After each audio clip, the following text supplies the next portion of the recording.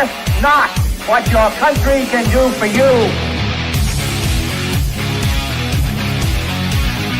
Ask what you can do for your country.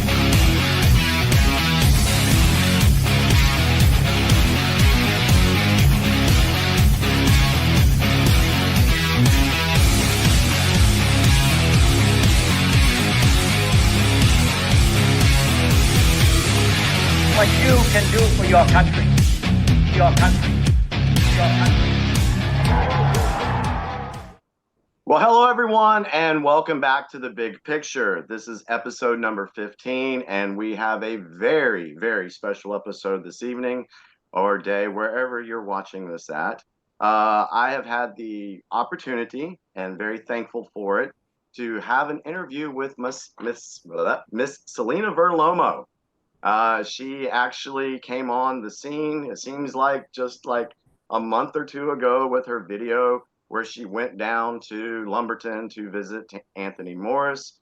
And that video, that TikTok, apparently set the XJW community on fire.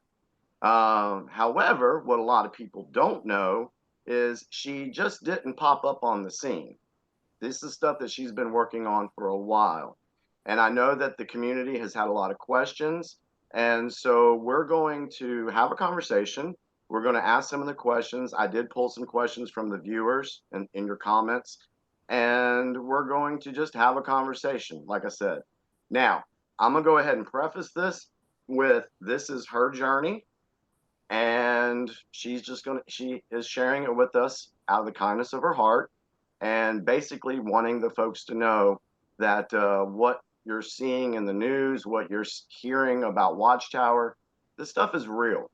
And a lot of people don't want to accept that. So hopefully this interview will open your mind a little bit and you'll be willing to dig on the information. So without further ado, hey, Salena. Hi, Jimmy. How are you doing? Very good. How are you? I'm doing good. I appreciate that. Thank you for having me on here. I appreciate it. Yeah, I'm thrilled to have you. I'm very grateful. Thank you so much, because I know a lot of people have been wanting to hear a little bit more from you, and so we're going to do that today. So I guess what I can start off with is question number one. I've heard you mention the Indigo Project. Can you explain what that is and what the goals are for that project? Sure. So the Indigo Project is a pretty large 7-part project. It's examining 7 different aspects of essentially how America runs its churches and what's going on inside that's allowing really mass scale crime to occur, going undetected, making it protected in certain ways using church doctrine like ecclesiastical privilege. So the Indigo Project at its base level started, I would say, in around 2013. And that's because it required a lot of research, and it required me collaborating with a lot of universities and a lot of archives that I needed to verify information before I could really do much with it. So phase 1 was really about 7 years of heavy research, travel, looking at how and why church has gone so wrong in America. Now, how that pertains to the Watchtower Society is because the Watchtower Society, underneath it, below it, runs the Jehovah's Witness churches. And the crimes that were being committed, by Jehovah's Witnesses were so horrific in their nature.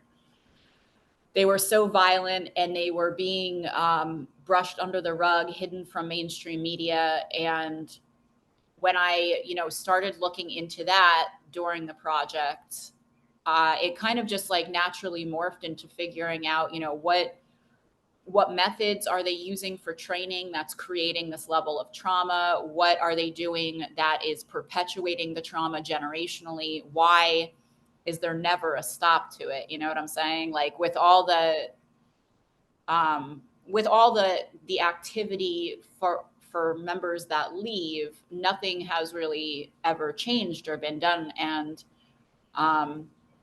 so that's one aspect, is really addressing church crimes, not just with the Jehovah's Witnesses, but this project has encompassed all of the churches in America. It is just very personal to me because I was raised as a Jehovah's Witness. So Yeah, me too. I get that.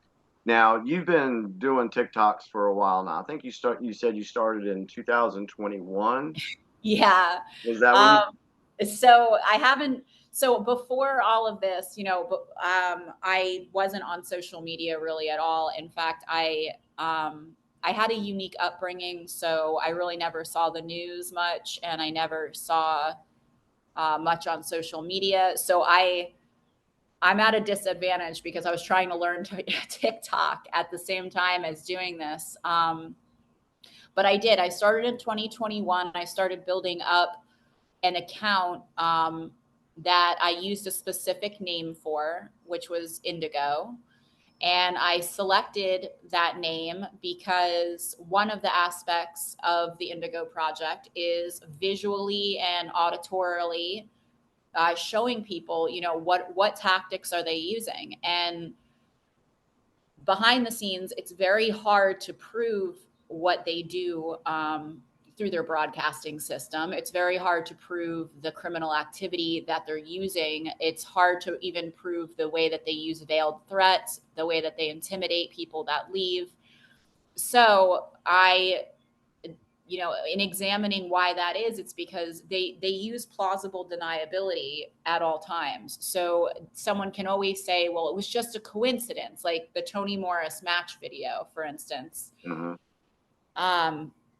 But it's not a coincidence, and it's not a conspiracy theory or a coincidence. It's just very simply a cult tactic that's used to intimidate and essentially dog whistle members that they're trying to keep under control. So I thought maybe 2 years ago, while I was naming the project, I wanted to name it something that was obscure enough that they couldn't in any way use plausible deniability. So rather than calling it like the blue jay or the brown sparrow, as they're trying to, rather than doing that, I chose a very specific bird, which is the indigo bunting.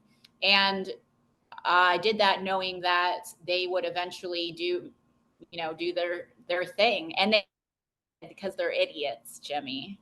Yeah. They're idiots. Yeah. So it worked out well, but it is only one of the components to it. It's just very hard because the way that it's structured, the way that they use intimidation, the way that they use threats to silence people is done not only in plain sight, the way that you can see on the JW broadcasting situation, but it's done looking seemingly innocuous. It looks innocent. It looks, like at any point, if anybody says anything, they can be like, well, they're crazy for that. But it's designed that way. The system is built that way. With that said, I want to skip to a question that kind of ties into this. Do you feel that Watchtower will specifically target, let's say, whistleblowers? And what means and links do you think that they would go to try to keep someone quiet? I don't feel that Watchtower normally does anything for whistleblowers. I feel that the way that myself and my family were targeted in a brief moment where they lost their mind and thought that everyone operates inside of a cult and doesn't live in regular land is specific because my particular life case has a lot of information in it that 99% of Jehovah's Witnesses don't have access to, and they didn't live that experience. They also normally don't have a written court document, a court confession that involves both the the predator and the elders coming in to save the day and the congregations. So I don't feel at this point that there's anything to be afraid of in whistleblowing. And I have went through a lot of lengths, personally and professionally, to make sure that the Indigo Project and anyone who is working, as an ally or is working separately on their own, everyone is sort of shooting for the same goal here. And I wanted to make sure that everyone does feel safe and does feel protected and understands that, what happened to me and my family is not the norm. It's not the norm, and it's not the normal lengths they would go to silence someone. On its worst day, they may call, they may be a pain in the ass, they might stalk you at your door. But as far as Record them if they do that. yeah, exactly. There's a lot of ways to deal with them. I think the thing that, the Indigo Project, the one portion of it is studying, and has been studying for about 3 years now, are the effects on early childhood development. So in the year 0 to 6, from infanthood through 6 years old, is so it's such a huge part of development for children. And when you take a bunch of children that are born into the religion and you teach them lies as truth, and you teach them that the truth is a fake reality that you have no part of, and you also teach them to distrust, not only distrust, but hope for the death of everyone outside, including police, including law enforcement. um, you know when you're messing with someone's reality from birth through age 6, it crosses the line. It's no longer a religion, it's a coercive control group that um breeds, for, I don't know how to say that nicer, breeds slaves and benefits off those slaves. And in this day and age, I think it's crazy. I think the men who did this are actually mentally, there's some mental problems there that the Watchtower Society purposely breeds in. They train that way. They use associative Pavlovian training, which is where they take something and they pair it as bad in your mind. So, for instance, that JW broadcast, we're marked, the three of us are marked now as pretty birds that shouldn't be listened to. And what they do with that is they choose certain words that turn off the ears of members. So Right. apostate is one of those words.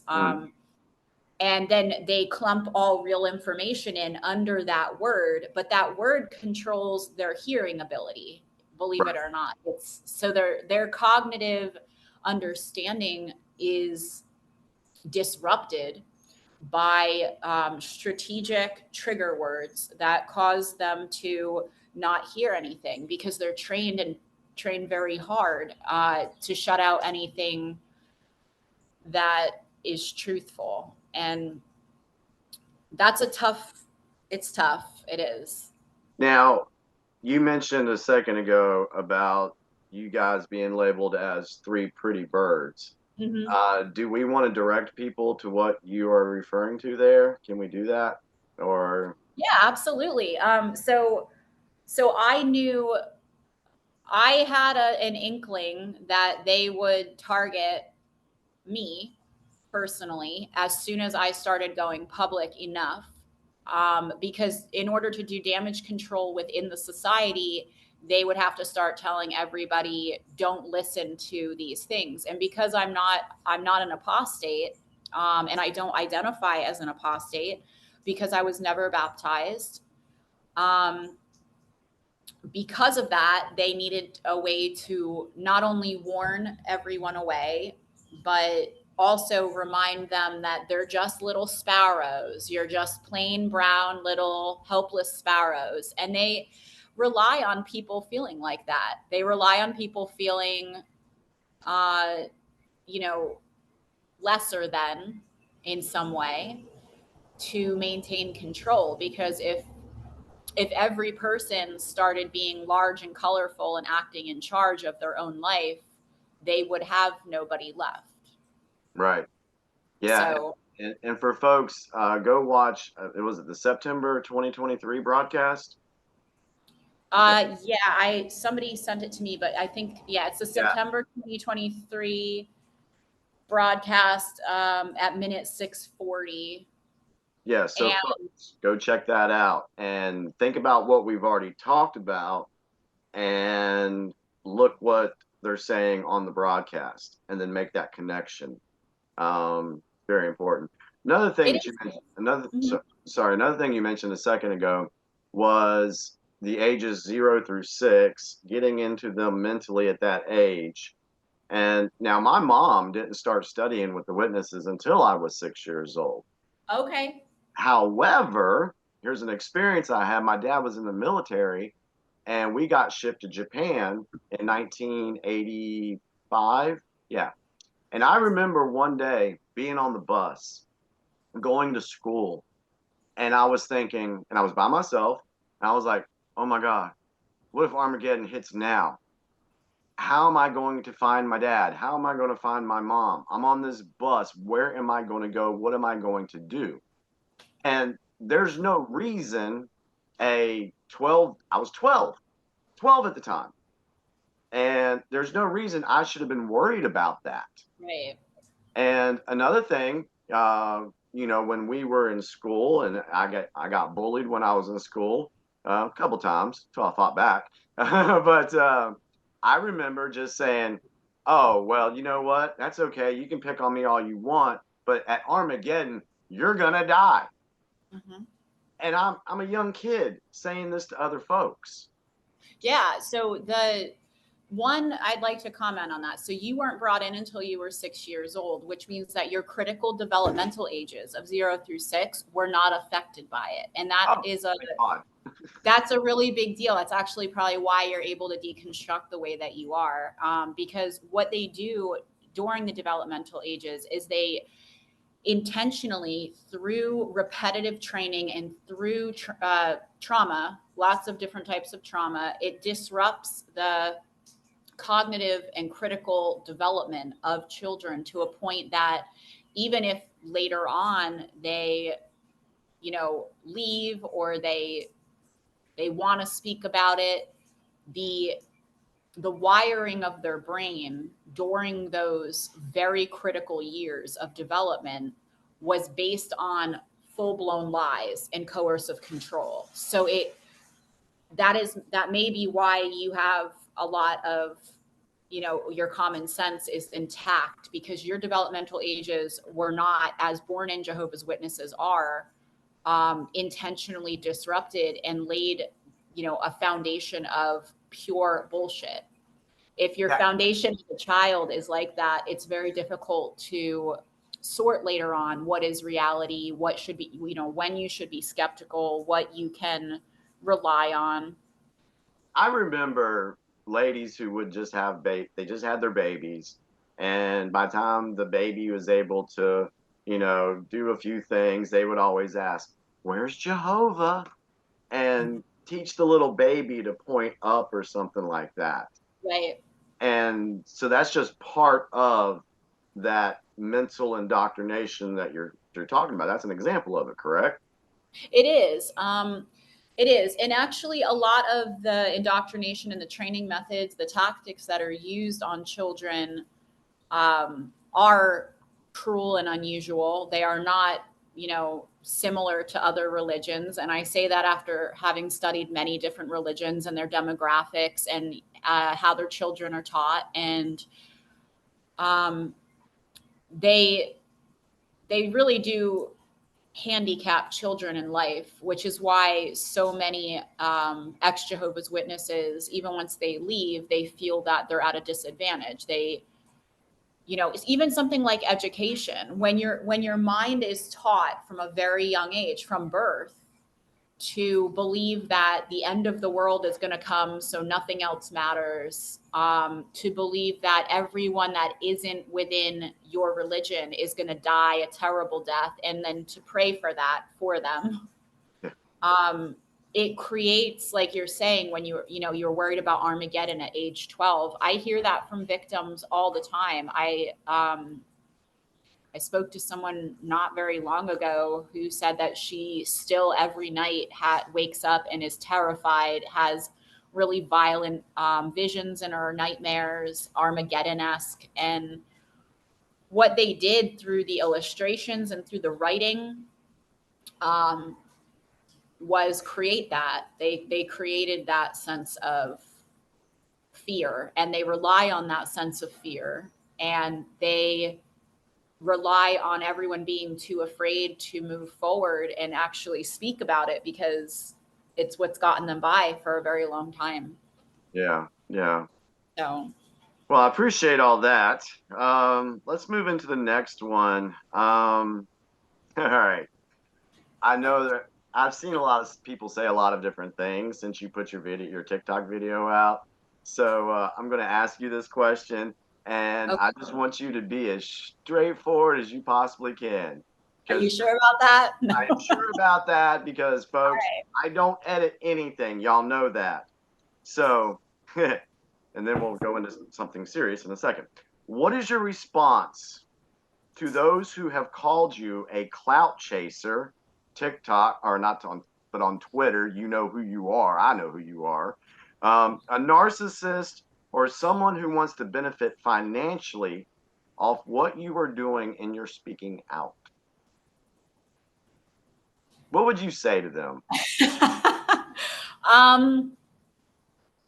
Well, first of all, I was born with clout, so I don't need weird shit coming out of a weird ass cult about my own sexual abuse for clout.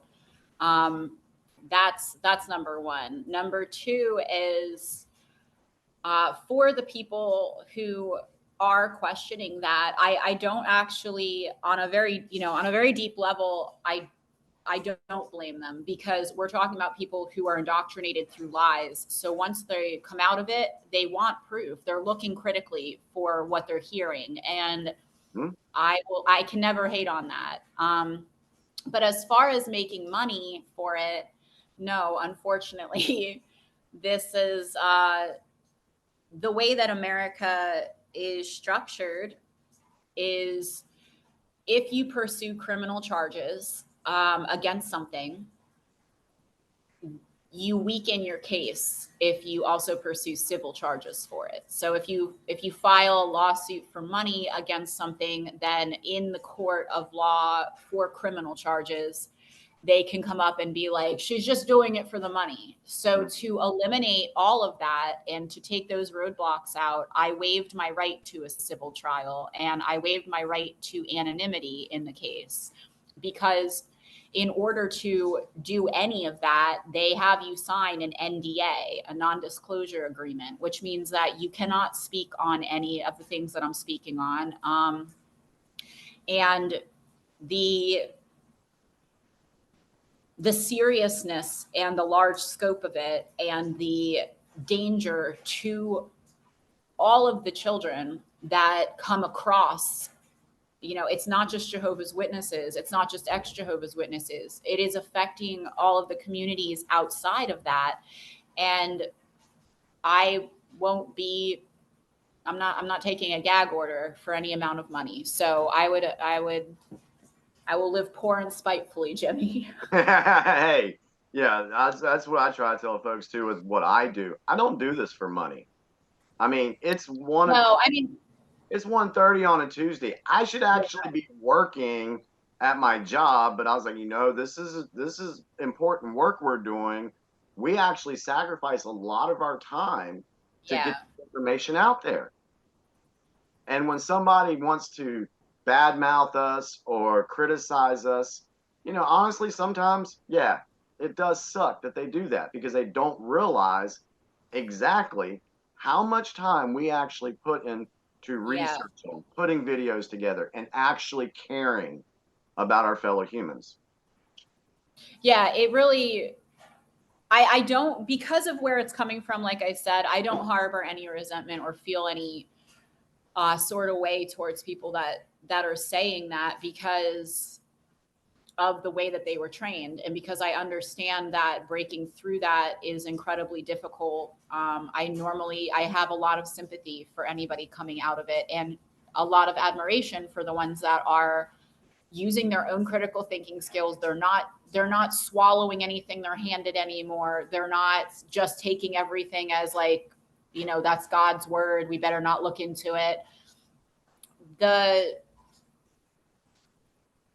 The money thing is just doesn't even exist for me, because of everything, and it never will.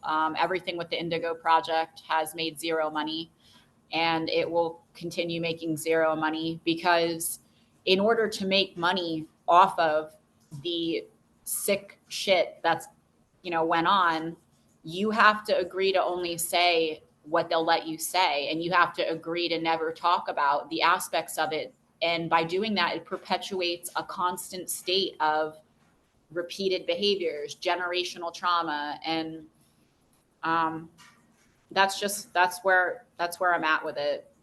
Yeah, I So, know one thing that I've been trying to remind folks in the journey that I've been on is what we're all going through is a waking up process. mhm, And there you can look at a timeline and people wake up at different spots. right, And so, I mean, I've been awake now since December of 2018.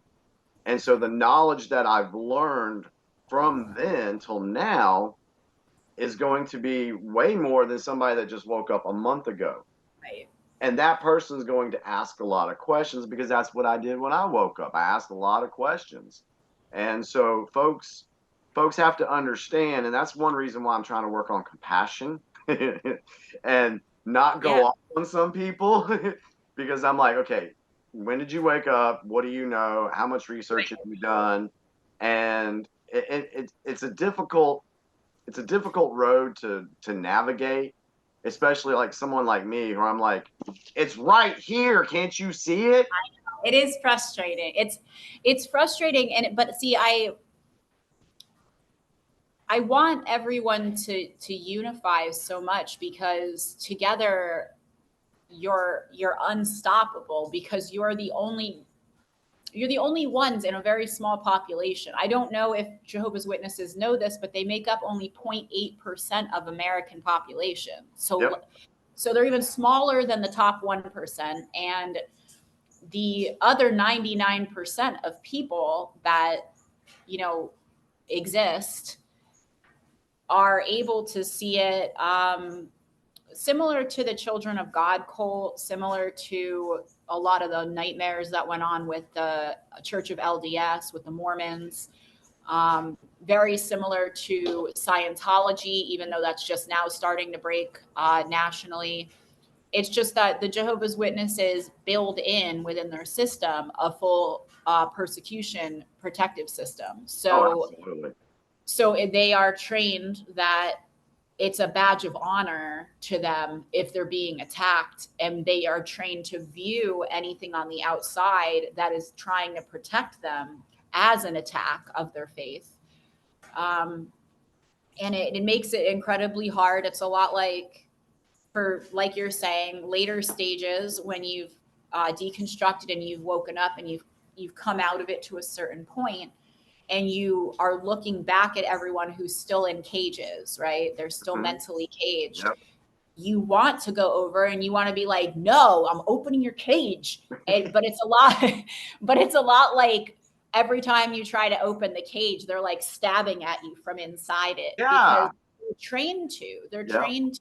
So, no, going into this, I knew that aspect. And Jehovah's Witnesses are actually the only ones religion-wise that do that, because again, it goes back to the way that their critical thinking and skills are disrupted, and the way that their cognitive processes during early childhood development are disrupted, because they are trained to see everyone as the enemy, and it's done very, very insidiously and very coercively.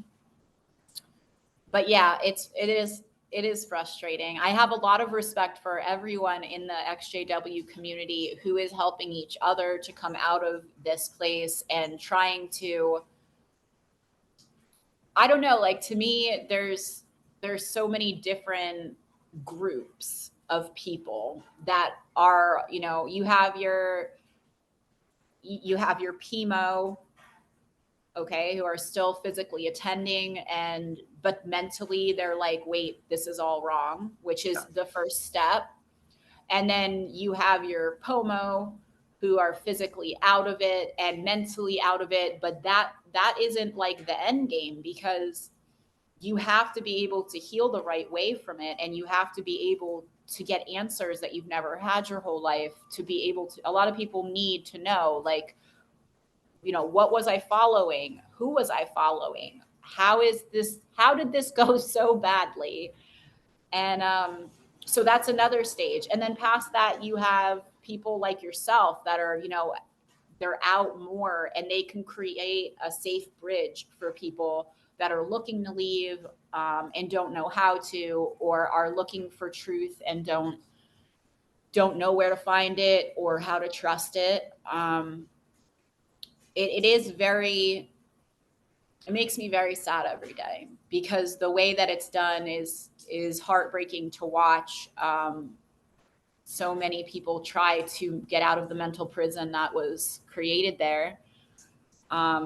It's something that I studied for a long time to try and figure out what exactly was going on in that capacity. Yeah, people really, for those that are not completely awake or still early in that process or whatever, they really don't understand how frustrating it is for folks like us who Yeah. have woke Yeah. up, see the bigger picture. It is frustrating. So, but we continue on, because you never know what you're going to say that may flip that switch and be like, that's what Salena was talking about. That's what Jimmy was talking about. Right. And so, so your TikTok videos, they were geared more to the public. Is that correct? That is true. Okay. All right. So why do you feel that it's important for the general public to know more about what Watchtower is all about? Because of the way that they present themselves. So one of their, one of the biggest defenses that's used is, this is happening in all the churches. It's not just the Jehovah's Witnesses. Yep. And I want to nip that shit in the bud right here, because after studying as many churches as I have, and after visiting as many churches as I have, after talking to a lot of clergy administration in many different religions, the Jehovah's Witnesses, what they're doing is presenting to the public one thing, and then putting the public in danger through what they're actually doing behind the scenes, which is child trafficking. And that's something that more of that. Yeah. So it is very important, because if we were to talk about this from the capacity of something that wasn't Jehovah's Witness, I don't know, pick any other hated group in the world, like pick any group. And I were to say, there's this boys club that's running, they're committing massive crimes against children, and you won't know it. The communities that they're placed in don't know it, because they're dressed up in suits and ties, and they sound like they're just preaching like generalized, generic brand Christianity. But that's not what is going on here, because the general public is being made aware of the danger that is there for their own children. Because it's one thing to run, something as horrific as child sex trafficking out in, somewhat out in the open. I don't know how else to describe that. Like, it's another to hide it under God and to hide it under Jesus and to hide it from the general public in a way that their children become prey. I don't, for the general public, it is easier for them to understand that there's an extremist group that presents itself as generic Christians, and underneath it or above it or wherever you want to call it, they are systematically trafficking child rapists through using their network of churches, Right. using, using their headship in their governing body or whatever, you want to call those guys up there. So because of that, because of it being hidden the way that it is and being hidden in plain sight, the danger lurking for normal families and for children of normal families that aren't part of the religion is incredibly high. And that's kind of what, that's one of the bigger aspects.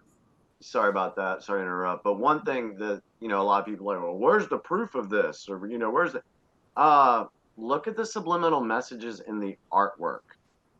Look at the pedo symbols that are in their artwork. They're telling you what they're doing right there. Right. And more than that, for people that are looking for proof, are you talking about proof that it's they're running child sex trafficking inside of it? You know what? Let's, with that said, let's just go ahead and go that route. Okay. Here's a number 19. Here's a viewer's comment to our previous conversation, and would you care to respond? This is what the viewer said. When you interview her, can you ask questions to get to the point about what's going on at Watchtower? What is this child sex trafficking ring in Watchtower? Who is involved? To the point questions. Okay. So that's what they asked. So let me get to the point then. So that was I was like, okay, well, I'm just gonna put that in. You don't need to look very far. You don't need to look very deep for proof that they are trafficking children. You do need to look at what Roger Bentley showed, that the letter that he showed where he said something along the lines of, well, they recommended Jonathan Kendrick. They said that he took a special interest in the youth. Okay. You take something like that where the governing body has a known child rapist, and then they send out a letter, they relocate him to a new location, and they send out a letter and they specify, now they know what he's doing. They specify that he's taken a special interest in the children and that they highly recommend him. The question here is, for anyone who's trying to find their own proof, do they send out letters when they relocate brothers to different congregations that recommend them for other things? Do they send out a letter saying, we recommend Brother Kendrick, he's taken a special interest in the elderly, put him in car groups with the elderly? No, they don't. Holy crap, I never thought about that. Yeah, so when we're looking at it being hidden in plain sight, it's so hidden in plain sight that they made a bogus ass documentary with Roger Bentley, who is a trafficker, who is my personal childhood. And I'm not going to get too far into that because I'll go off the fucking rails, Jimmy. Yeah, we might touch a little bit that on a little second. If you look at what they're doing on both sides of the coin,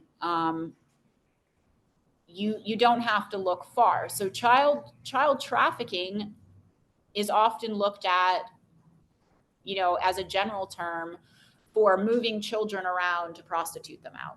Mm-hmm. But the Watchtower Society reverses that and they move around the predators so that they have new pools of children unsuspecting.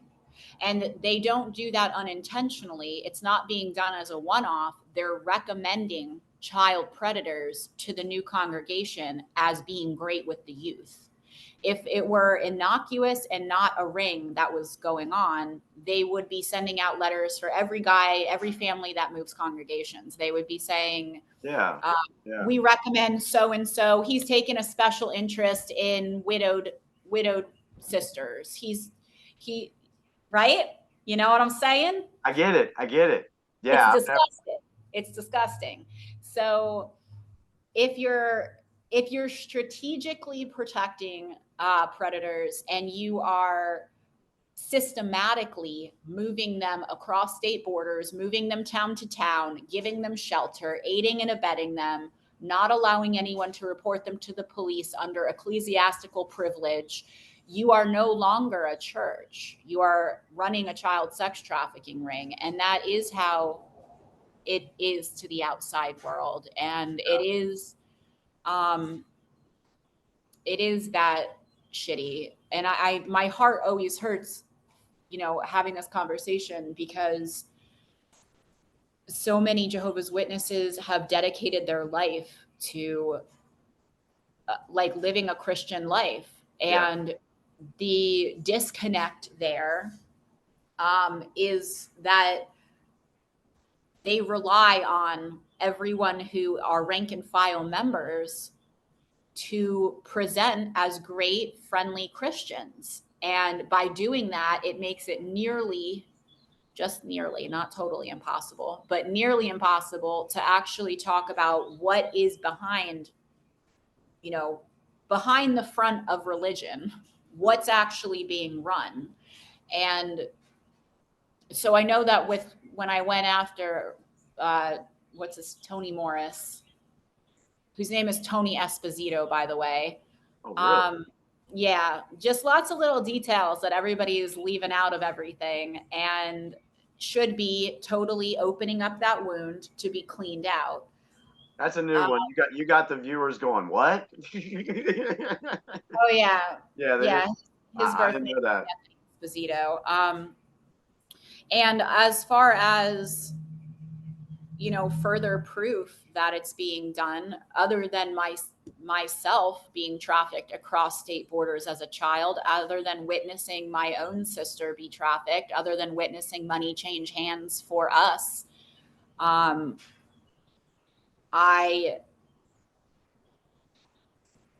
would encourage everyone to look into how many people have experienced CSA, because like I said, when I started the Indigo Project, I was kind of looking at, is this just Jehovah's Witnesses, or is it all the other churches? From my perspective, I wanted to know.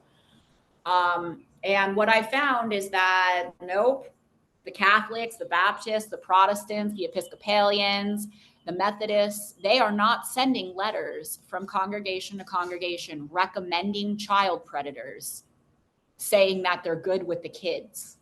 That's a very blunt way, but it is, because it's so, and Roger Bentley is fully aware of this as well.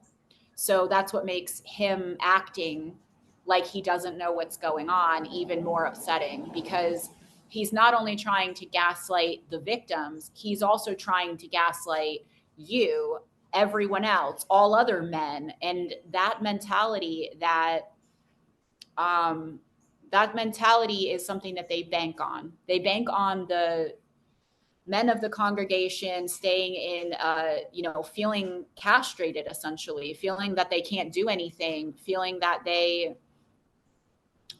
they're being chained by their position inside of a boys club. If you can't speak against an elder, if you're a ministerial servant, if you're just a publisher, you're irregular with your hours.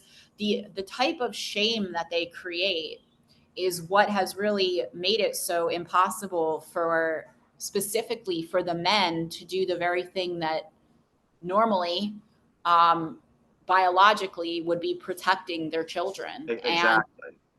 And so when I was looking at this, I really wanted to know, how the hell are they disrupting the biological instincts of men and women as heavily as they are, to the point that their children are just sitting ducks for abuse?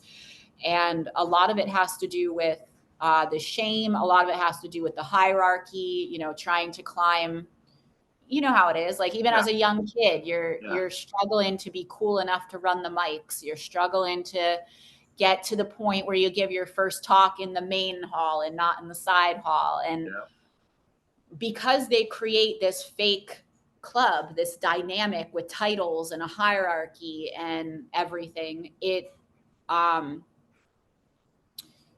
causes men to naturally fear for their position versus do what is normal for them. So outside of the cult, men are, they're protective. They're protecting the women and the children. Inside of it, the society strives to make sure that men do not do anything, that they are simply labor. They do not get an education, which makes sure that they stay in labor. They then make sure that their jobs are through the hall, through the friends, through the congregation members. And then they give them a headship crown so that they feel that they're in charge of their family, but not in charge of protecting their family. That's Jehovah's job. And when you do that, you create such a dichotomy that it doesn't allow for men to fully develop the right way. Emasculation of men.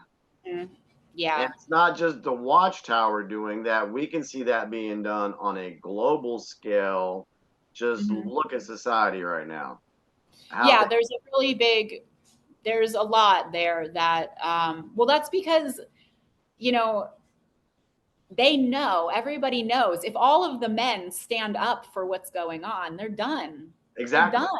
Exactly. Like, you're talking about a very small percentage of old, rich people that, if every man is not, being controlled through these boys clubs, they would be doing what comes naturally to them. They would be protecting. They would be seeking justice. They would, be acting in ways that are more normal, and they don't want that. That would disrupt everything for them. So you're on point with that. I can totally agree with that. All right, since we're on that particular topic, and you've already said, would you identify Watchtower as a globally organized criminal syndicate? And if so, you've already cited some examples, but can you think of any more that would? Yeah, no, I was thinking about, I think at its foundation, it was a criminal syndicate. I know that Russell is he's the front guy on who created the Jehovah's Witnesses. But in my understanding, William H. Conley was a publisher here who needed free slave labor. And that's how Bethel came to be. So they changed William H. Conley. Okay. Conley. Okay.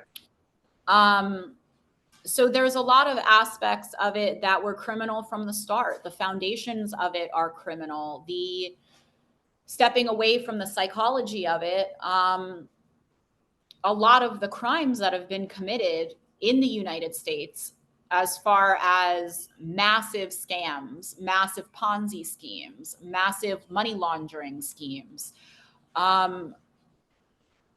those are just the nonviolent ones. If you look at, what's really been done and hidden, it's massively Jehovah's Witnesses that have done it. Right. And the fact that the mainstream media has been just like bombarded with crap that's kept it from coming out the way that it is, and that if anything happens, they rely on the same like 3 defense mechanisms, which is they were no longer a Jehovah's Witness. They faded out. We don't know that guy. We fired him and relocated him. He's no longer part of this organization, a la Toni Morris. Mm-hmm. Or they are looking to show that it's a one-off, that somebody just went cuckoo, and it's they don't know that person. How could they do something so terrible? But all of that is crap. Yeah, and it's not just it's not just something Watchtower does. That's done on a political scale too. I mean, if you've got one of your guys that's not doing what the big boys club wants you to do, they're going to smear you. They're going to disengage from you, and they're just going to put you out to pasture.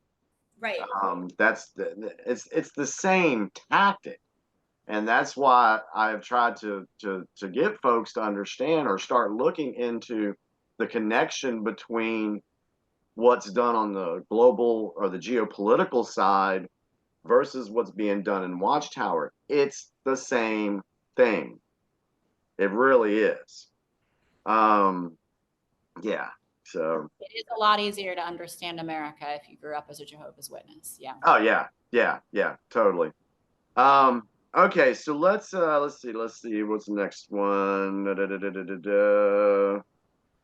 We'll go into that in a second. Let's go to your childhood for a second, and you can speak to what you feel comfortable with. What was your experience and involvement in the Watchtower organization as a child and as a young adult? So I was born in to a second generation Jehovah's Witness mom, and my father was a Roman Catholic convert. He was not born in. So I had a cultural upbringing that was different than a lot of Jehovah's Witnesses because half of my family is Roman Catholic. And my experience was born in. Sexual abuse began at 6 months old, and it's terrible. Oh That's God. why it's okay. I can't even freaking imagine. Go ahead. Well, so yeah, so 6 months old, my father in a car group out in service with Roger Bentley and another elder openly told them that he was raping his infant daughter. And my childhood was incredibly brutal. It was a very brutal upbringing. And then when I was about, 11 or so, my mother took us and she ran away with us. She ran to Pennsylvania. We moved out in the middle of nowhere for about 9 months. She was terrified that my father would find us again. And then he did, because Roger Bentley and a number of other congregation elders assisted him in finding us using the Jehovah's Witness network. And so when we're talking about it being, when you ask that question about like, are you clout chasing? Are you jumping on board? No, this has been my whole life, and it will continue to be my life until there is resolve that protects it from happening again to further people. So we ran away. We got to a congregation in Pennsylvania. That congregation was made fully aware of everything my father was doing and had done. And rather than assisting in any way, we were labeled dirty, soiled, bad association. It was a really disgusting, looking at it as an adult and looking at all of the men and women who, had kids come into their hall that were knew that they were with a single mother, because my mother never lost faith in Jehovah. She lost faith in the men that were running the corrupt organization. And that has, I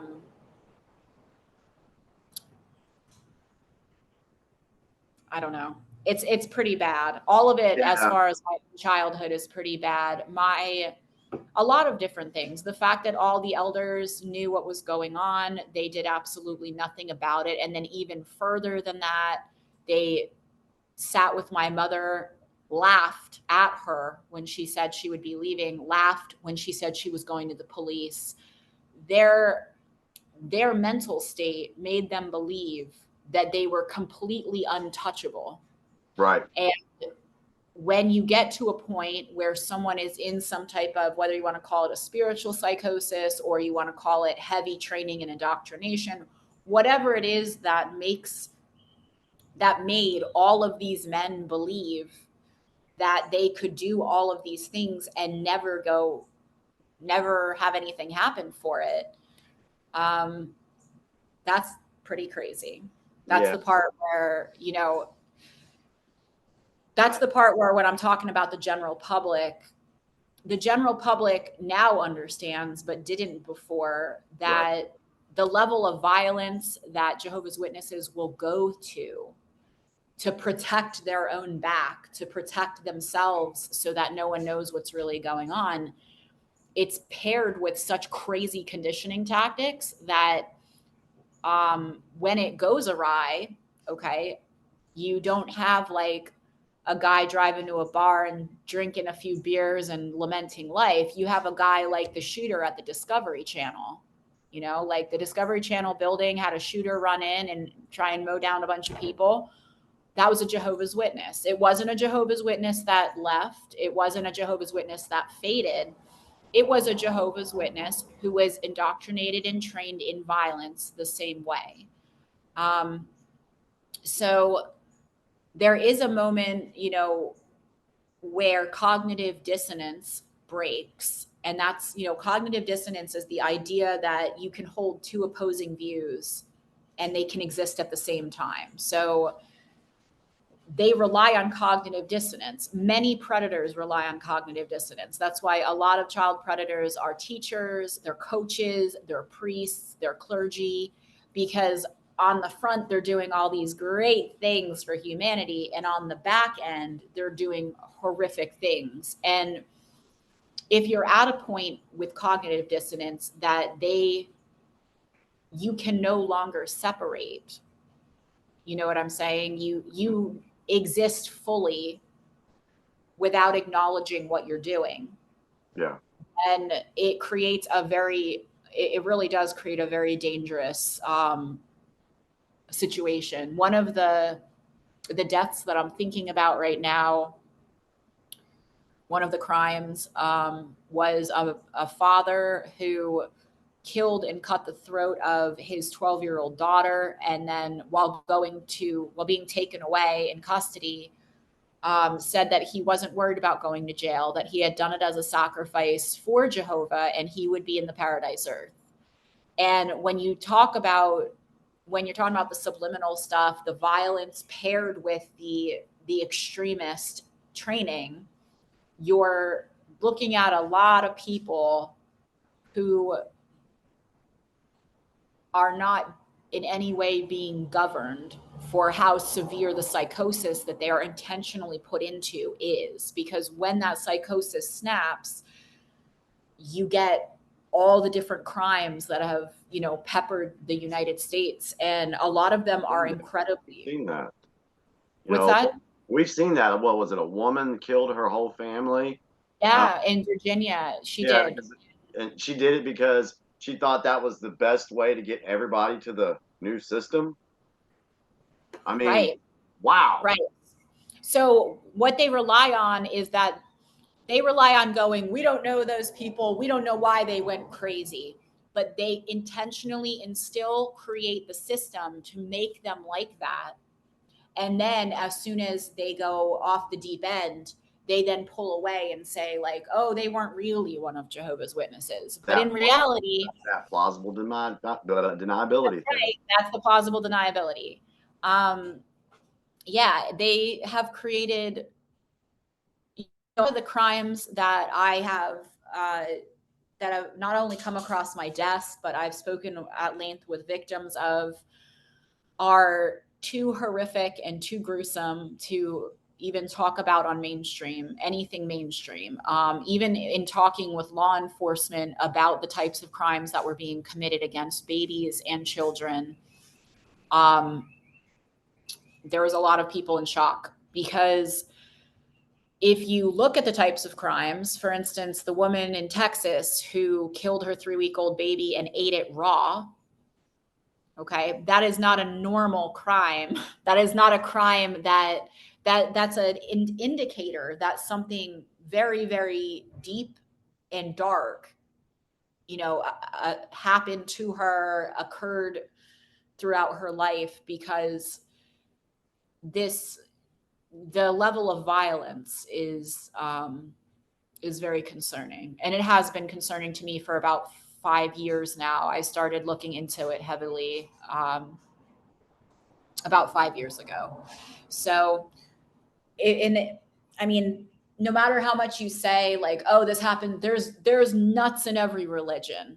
There are nuts in every religion. However, if 90% of the nuts are doing most of the crimes, and they're doing them at a level that is shocking even to law enforcement, that requires what I consider to be an in-depth study. Like, I needed to look into what was causing this type of psychosis that's allowing this to happen on such a large scale and go undetected.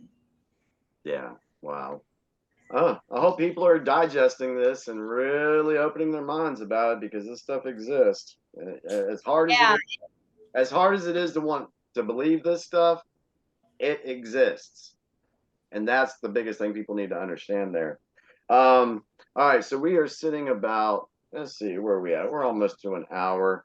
Got a few more, and let's try to wrap up at about an hour and a half here.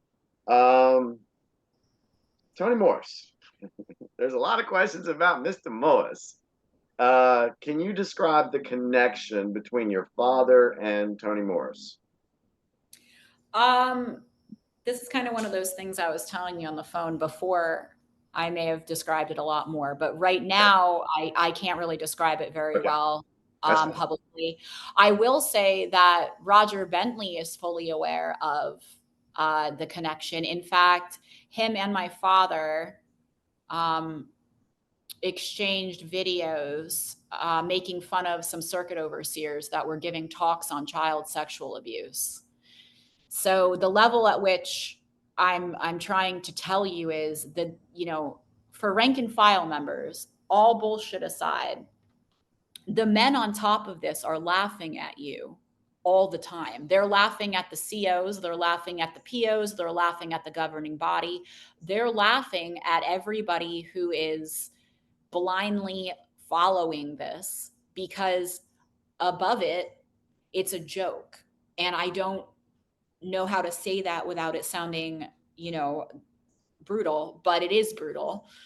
Um, and so, yeah, my father, Tony Morris, was the CO in Pennsylvania. I can say that. And that's probably all I could say at this point Okay, on that's fine. That's fine. Yeah. Tony Morris. And But folks that are watching this, please understand why Salena is saying what she's saying when she can't speak to something.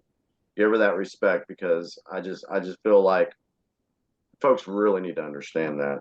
well, Um, like I was saying, I understand from their perspective why they're looking for factual base and evidence. I mean, I do too. but on the same level, the other side of me that is not, everyone isn't entitled to all of the information.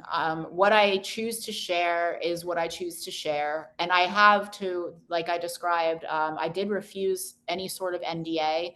I am sharing as much as I possibly can that will be used for protecting children and families. But Tony Morris Go ahead. never Sorry. Tony Morris doesn't exist for me the way that Tony Morris exists for everybody else. Tony Morris is just one of a bunch of creeps up in Brooklyn that personally have ensured that my life has been a series of unfortunate events.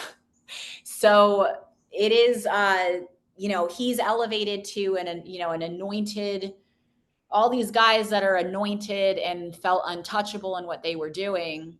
Uh,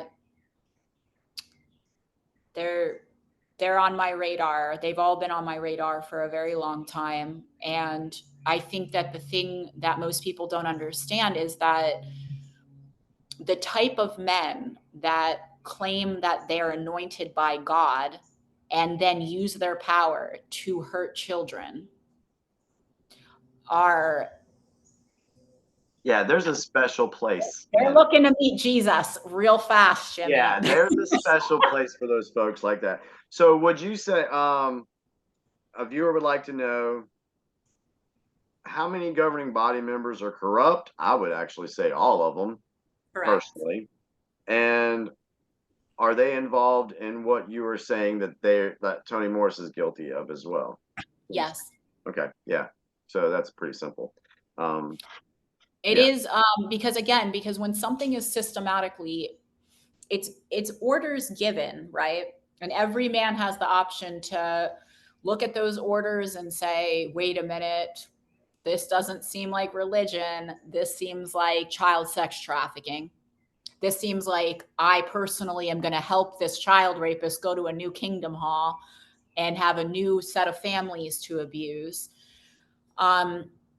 Yeah, in fact, I can't speak too heavily on that to respect the other victims, but two of the other governing body members have CSA victims that are not me. And there's just a lot there. They're incredibly mentally unstable men that have a God complex and were given a title inside of a club. And for a brief moment in history, a couple years ago, they used that to try and come after me and my family. And I think that the thing you never know is like whose family you're going after, who somebody is, what their life is. And they picked wrong. It was incredibly foolish. And it also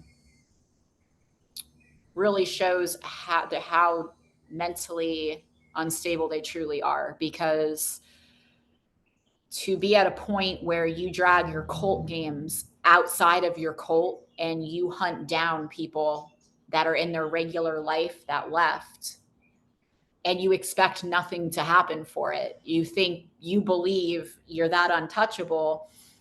That's a God complex that needs, yeah. you got too big for your britches. That's the way Totally they agree got with that. britches. Totally agree with that. Yeah. All right. So leading into that, if I don't ask this question, I hope you understand. Ask, it's okay. I will get crucified in the comments. So I'm just going to ask it. All right. All right. A lot of people have asked about your two homes being burned down. They want to know if you have any records, news articles, or insurance documentation to prove those occurrences took place. Yes, I do, but I won't be releasing any of that. Fair enough. I'm cool with that. Yeah, I don't know who. Is this something that after everything is said and done may come forward? Okay. Okay. Yeah, I plan on I already have outside the US, I've already made all of the details of this completely visible and transparent.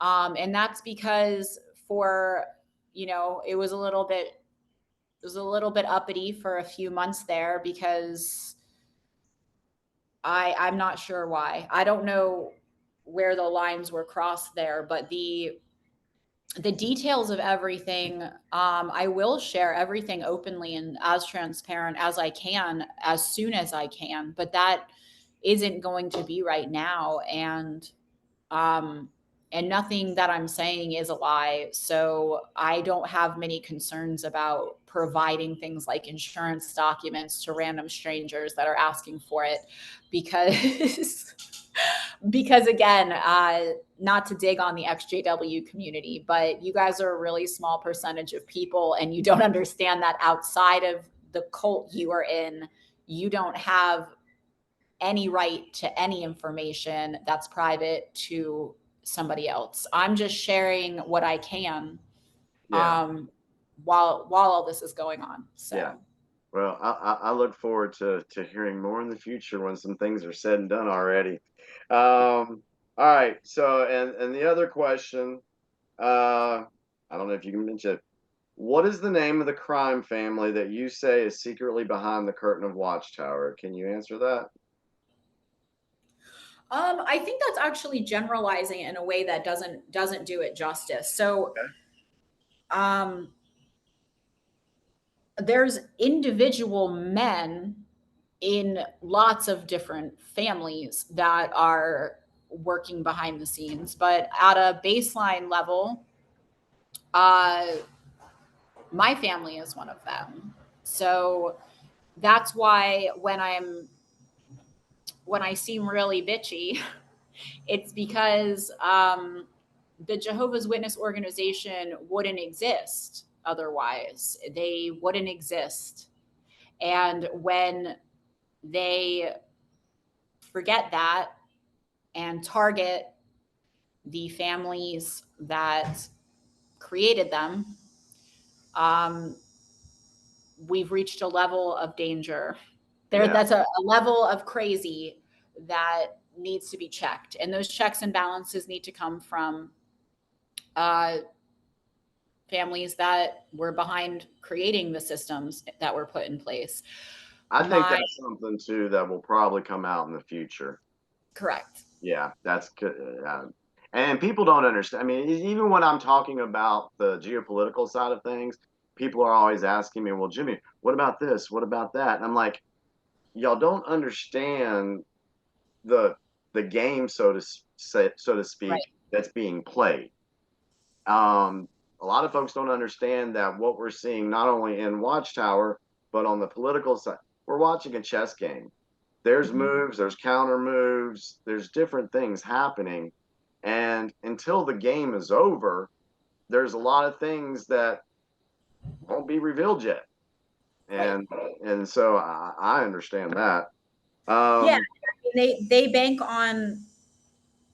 bank on not only nobody else knowing how to play the game and nobody else knowing the game exists. That's you there's know that meme that shows a game board and all the elites, so to speak, sitting around the game board, and you got all the slaves the underneath the game board holding it up. And Mhm. what people don't realize is this: if we all stood up, Right. their game is over. Right. And so instead of fighting me or fighting Salena, you may not understand why we say some things. Ask us questions.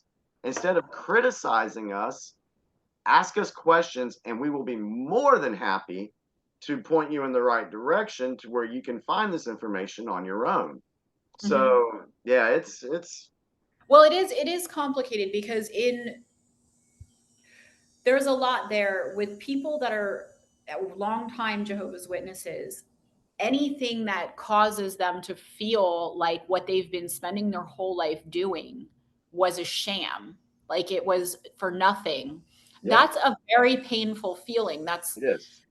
It's makes people feel like they were idiots. It makes them feel like they didn't know, like the wool was pulled over their eyes. And I don't want Jehovah's Witnesses to feel that way because I think that that does more damage than simply acknowledging that there's a knowledge gap. I use that phrase on the Rick Farron um, podcast thing that he Yeah, does. And then I saw that a bunch of people took it out of context online and were saying I was calling them dumb.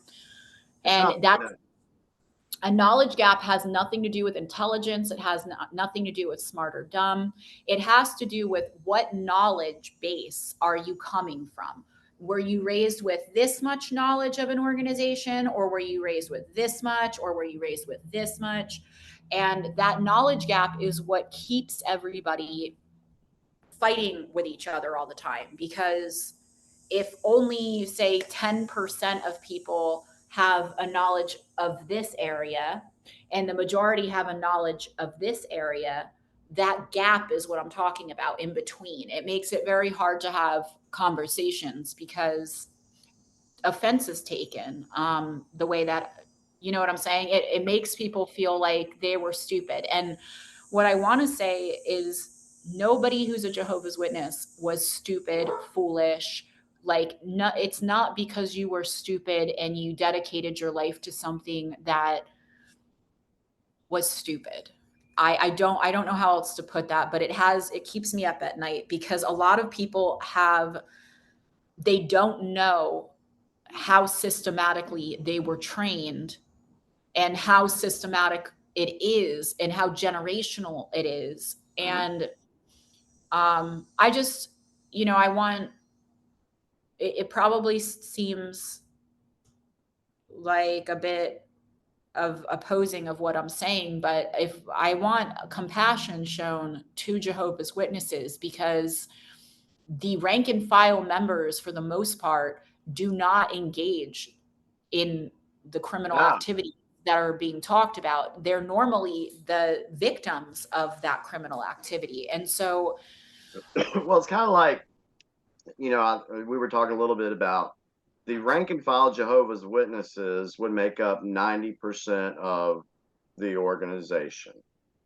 Okay. And then there's a 10% of what you would call elites. Is that what we could? I don't really know.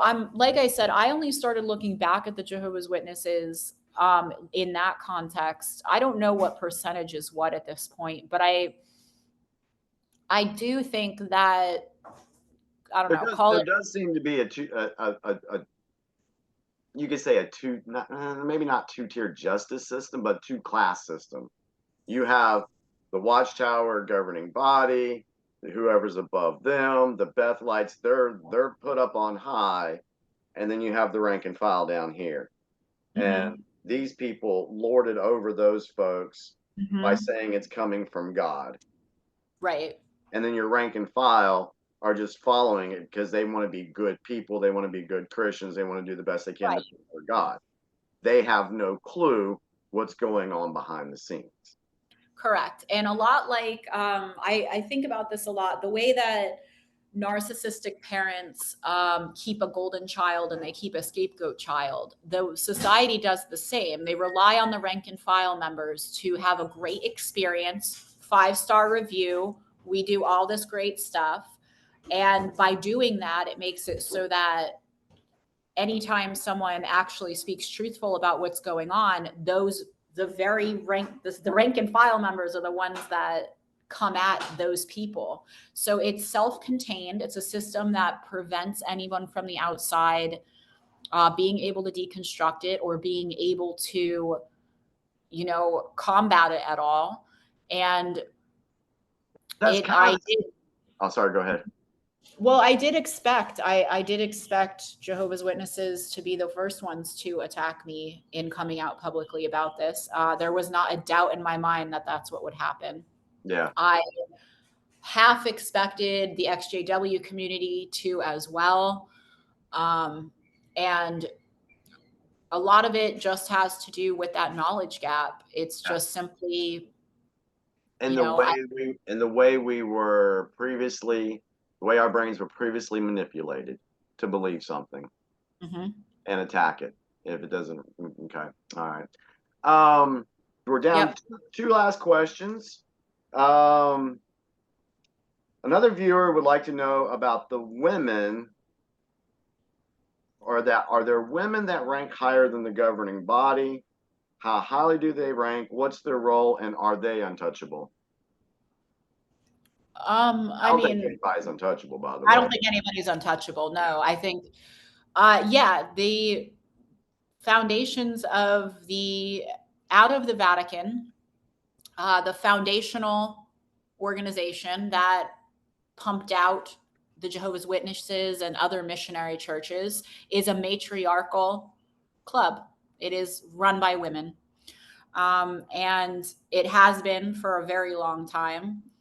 And even the origins of general Christianity came out of the same matriarchal line, same matriarchal club of sorts.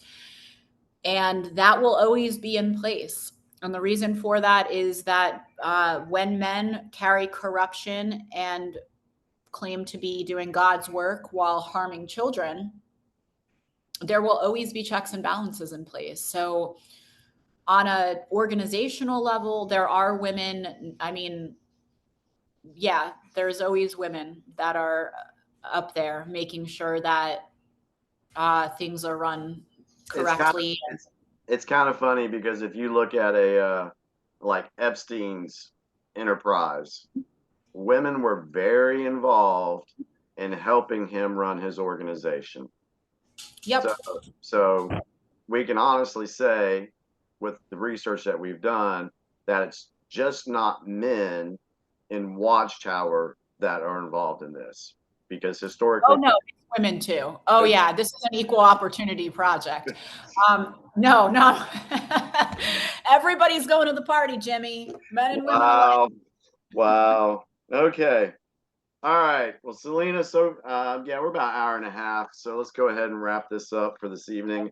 I'm sure you and I could talk way more, and hopefully maybe we'll do another follow up to this. Okay. Yeah, that might be cool. But in the meantime, how can others, general public, XJW community, people like myself, how can we be of assistance to you in exposing this evil cult? So thank you for asking that. So I'll preface it by saying that I was in touch with the Attorney General's office yesterday, and they said that their phones have been ringing off the hook, that they have been incredibly busy there. Their phones have been ringing off the hook, fielding calls from Jehovah's Witnesses and ex-Jehovah's Witnesses who are trying to help. And that alone, paired with Michelle Henry's awesome investigation that she's doing that is opened up to all states. So the best thing that Jehovah's Witnesses can do is call, no matter what state you're in, no matter when your abuse took place, no matter how old you are now or how long it's been since you talked about it. They are fully versed, they're prepared, they're a great team there. And rather than devoting, I would say, rather than devoting time to things like lobbying or shunning or policies that aren't criminal, they're just really horrible because they destroy families. They're not provable as criminal in any way. I would encourage everyone to look at the criminal aspects of it and then call the Attorney General's office, because they have a full picture of what's going on. They are very grateful for the XJW community and for everyone who has been brave enough to speak. And the other thing is, I would just say, try and unify among yourselves, because it is what will, the more division there is, the happier the society is. And that's why, it's created to always make sure that there's division. It's created to make sure that no one ever fully unifies. But I think we can all get behind protecting the next generation of children. I think that that's a base level of humanity. And there's a lot of other aspects to it. I mean, there's ways that, people are helping each other. I've seen like a huge outpouring of love from the XJW community towards me, towards members that are trying to leave. And there's been a very big exodus in the last month or so. I don't know the numbers off the top of my hand, but I heard, don't take it with a grain of salt, I heard it was around 90,000 people leaving. And the more that happens, and the more that people are willing to walk fearlessly and speak fearlessly, that's really what will help, is being able to set aside the conditioning, break through that conditioning, and talk about it on a real world level of, what actually is going on here. Yeah, I've been telling folks, I put out posts on Facebook. I said, the children will be what unites humanity. I agree. I agree. I totally believe that. Well, Salena, I want to just say it has been an absolute pleasure talking with you. I've enjoyed this interview. I look forward to being able to do something again together. I will get this. As soon as I'm able to talk more on it, I will absolutely love to do another interview. A lot of the details of what are going on are just not available and won't be available for a little while. But everything will always come to light. Things that are this dark and this terrible and are being done under the name of God and being used in ways that are atrocious, they'll always come to light. Yeah, I totally believe that too, and we see it. There's a lot of things coming out now in the public sphere that were meant to be kept hidden, but for some known reason, they're starting to trickle out to the public. Yeah. So all we can say is stay tuned, folks. There's a lot more stuff that's going to be happening. There's more to come. Buckle up, because you have no clue what's about to happen in this world. I really do believe that. I really do believe that. So, but anyway, thank you, Salena. To the viewers, thank you so much for sticking with us on this interview. Hopefully, some of the conversation was able to set your mind at ease with some questions you may have. Hopefully, it got you thinking about other things to where you'll start doing some research. Go ahead and research Roger Bentley, research William Conley. Go look into these things. And yeah, so there's more we could talk about, but it's been an hour and a half and I gotta go to the bathroom. So anyway, thank you, everyone. Hope you enjoyed this big picture episode. If you like it, please hit like and subscribe, and please share this video across the XJW community, because people need to hear this. So thank you, everyone. We're sending you much love, peace, and happiness. Take care. Ask not what your country can do for you. Ask what you can do for your country.